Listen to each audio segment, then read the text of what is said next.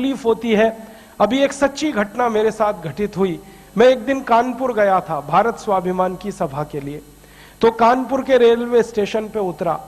उतरने के बाद शहर में बाहर आने के लिए नीचे पुल पर से उतर के आया तो एक छोटी सी चाय की दुकान थी। उस पर एक बेटी और एक माँ और एक छोटा सा बेटा आपस में बात कर रहे थे। वो क्या बात कर रहे थे? वो कह रहे थे, माँ हम गरीब क्यों हैं? तो कान में मेरे शब्द पड़ गए। मैंने कहा ये इस तरह का प्रश्न कोई अपनी माँ से पूछे तो मुझे लगा ये कोई साधारण लोग नहीं है, कुछ तो इनमें असाधारणपन है। चल के पूछा जाए कौन लोग हैं, परिचय लिया जाए। तो मैं गया उस दुकान पे, मैंने पूछा आप लोग कौन हैं? तो उन्होंने कहा कि हम तात्या टोपे के परिवार के लोग।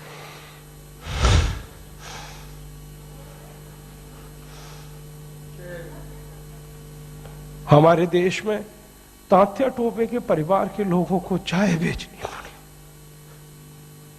और गद्दारों को सिंहासन मिले, ऐसा ये देश हो गया। जिन लोगों ने तात्या टोपे को मरवाया था वो इस देश में मुख्यमंत्री रह चुके, आपको मालूम है। और एक एक राज्य के नहीं, दो दो राज्य के मुख्यमंत्री रह चुके। तात्या टोपे का गुप्त पता जिन गद्दारों ने अंग्रेजों को बताया था, उस खानदान के कई लोग इस देश में मंत्री रह चुके हैं। झांसी की रानी लक्ष्मीबाई को जिन्होंने मरवाया था वो इस देश में मंत्री रह चुके हैं। और तात्या टोपे जिन्होंने जवानी लगा दी देश के लिए, उनके परिवार के लोग चाय बेच रहे। ये देश है और ये अब बर्दाश्त नहीं होता, और ये बर्दाश्त होना भी नहीं चाहिए किसी को। क्यों बर्दाश्त होना चाहिए?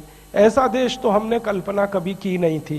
तात्या टोपे ने कभी कल्पना नहीं की थी कि ऐसा देश बनेगा। ये झांसी की रानी की कभी कल्पना नहीं थी, चंद्रशेखर की कल्पना नहीं थी।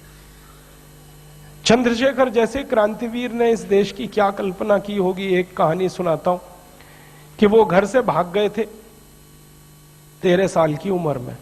माता पिता बहुत गरीब थे, खाने को घर में नहीं था, घर छोड़कर भाग गए, बनारस आ गए, क्रांतिकारियों के संगठन में शामिल हो गए। और उसी संगठन ने थोड़े दिन के बाद काकोरी कांड किया था और खजाना लूटा था। तो धन आ गया, थोड़ा सा पैसा आ गया। तो चंद्रशेखर को उनकी माँ और पिता का संदेश आया कि जो पैसा तुम्हारे पास आया है इसमें से कुछ हमें भी दे दो, हमारी गरीबी में काम आएगा।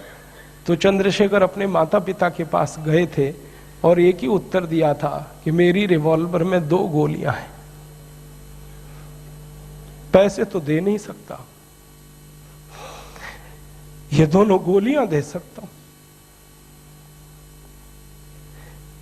ऐसा देश चंद्रशेखर का, ऐसा देश तात्या टोपे का अब लुट रहा है। तो फिर क्या करना चाहिए? तो मुझे लगता है कि अब फिर कोई दूसरी बड़ी लड़ाई की तैयारी करनी चाहिए। एक लड़ाई उन्होंने लड़ी, तात्या टोपे ने, झांसी की रानी ने, चंद्रशेखर ने, अब दूसरी लड़ाई हमें लड़नी पड़ेगी।